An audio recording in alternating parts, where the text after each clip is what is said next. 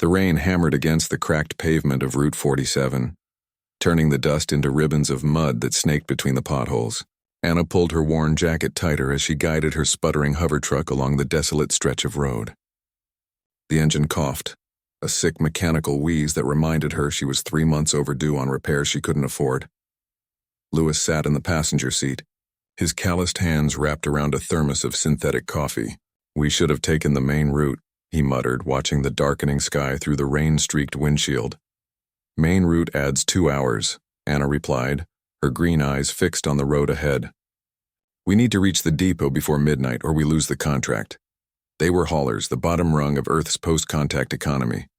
While the Galactic Coalition's sleek vessels glided overhead carrying dignitaries and trade goods, people like Anna and Louis scraped by transporting the stuff nobody else wanted to touch: recycled parts, agricultural waste, obsolete technology. That's when Anna saw it. A small figure huddled beside a rusted maintenance marker, barely visible through the downpour.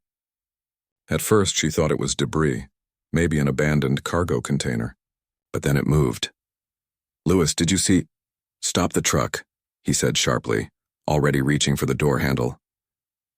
Anna hit the brakes, and the vehicle skidded to a halt.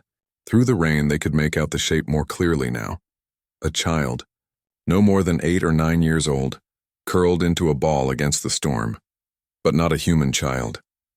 The girl's skin shimmered with an iridescent quality, shifting between deep purple and midnight blue, 4 delicate fingers on each hand, eyes too large for her face, golden and luminous even in the dim light. A Xanthari, one of the more reclusive species in the Coalition. Sweet mercy, Anna breathed. Throwing open her door, they found her shivering, dressed in what had once been fine clothing, now torn and soaked through. A small bag lay beside her, its contents spilling into the mud. A few pieces of unfamiliar fruit, a data chip, and a holographic frame displaying the image of a Xanthari male, presumably her father. "Hey, sweetheart," Anna knelt in the mud, ignoring the cold water seeping through her pants. "Can you understand me?" The girl's eyes focused on her, filled with a terror that transcended species. She nodded weakly. Louis was already scanning the area with his portable comm. No settlements for 50 miles. No vehicles passed this way in the last 6 hours according to the traffic log. Someone left her here deliberately. Anna felt something hot and fierce rise in her chest. She'd heard the stories. Xanthari culture placed enormous importance on bloodlines. Step-parents sometimes viewed orphaned children from previous unions as inconvenient. But to abandon a child on a backwater Earth road, in a storm, with night falling— "We're taking her with us," Anna said, her voice leaving no room for argument. Louis didn't argue. He simply scooped up the girl's bag and helped Anna lift the child into the truck's cab. The girl weighed almost nothing, her small frame trembling uncontrollably. Inside the truck, Anna wrapped the girl in an emergency thermal blanket while Louis cranked up the heater. The girl's universal translator, a standard implant for Coalition species, clicked on as she warmed up. My name is Zephyria," she whispered, her voice like wind chimes. "My stepmother." She said humans eat Xanthari children. She said leaving me here was mercy. Anna's jaw clenched.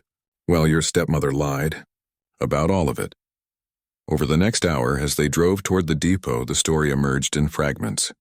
Zephyria's father had been a Coalition trade liaison who died in a transport accident 6 months ago. His new wife, who had never accepted the child from his first bonding, saw an opportunity. During a diplomatic visit to Earth, she'd simply left Zephyria behind. To the stepmother, it was cleaner than the scandal of an official rejection. To Zephyria, it was a death sentence. "The Coalition won't investigate," Louis said quietly, his eyes on the road. "They'll say it's an internal family matter. She's legally not a citizen of Earth and the Xanthari won't claim her." "Then she stays with us," Anna said simply.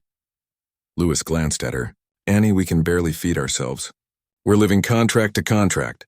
The depot housing isn't even— Then we'll figure it out." Anna's hand rested protectively on Zephyria's shoulder. "We're not those kind of people, Louis. We're not the kind who leave kids to die in the rain." Zephyria looked up at Anna with those enormous golden eyes. "But I'm not human. I'm not your responsibility." Anna smiled, and it was warm despite everything, despite the failing truck, the overdue bills, the uncertain future. Sweetheart, being human isn't about what species you are. It's about what you do when someone needs help. And right now you need help. So that makes you absolutely our responsibility. At the depot, they made calls. Anna contacted a lawyer friend who owed her a favor. Lewis reached out to the Interfaith Community Center that had helped him when he first arrived in the city, homeless and desperate. By morning, they'd navigated the labyrinthine bureaucracy to secure temporary guardianship. It wasn't easy. The weeks that followed were harder than anything Anna and Lewis had faced. They worked double shifts, slept in the truck more nights than not, survived on ration bars and determination. But Zephyria thrived. She learned to laugh, a sound like crystalline bells. She helped them organize their cargo manifests, her Zenthari mathematical abilities proving invaluable. She became family. 3 months later, Anna sat in the same truck, now repaired thanks to a bonus from improved efficiency. Zephyria was in the back, asleep on a proper bedroll, a human children's book clutched in her 4-fingered hands. You know what the crazy thing is? Lewis said, watching the stars through the clear windshield. The Coalition looks down on us. Poor humans barely scraping by on their own planet, but we're the ones who stopped. Anna nodded. Maybe that's the most human thing of all. We stop. We see someone who needs help and we stop. Doesn't matter if we can afford it. Doesn't matter if it's inconvenient. We just stop. Behind them, Zephyria stirred and smiled in her sleep, and Anna drove on, through the night, toward home.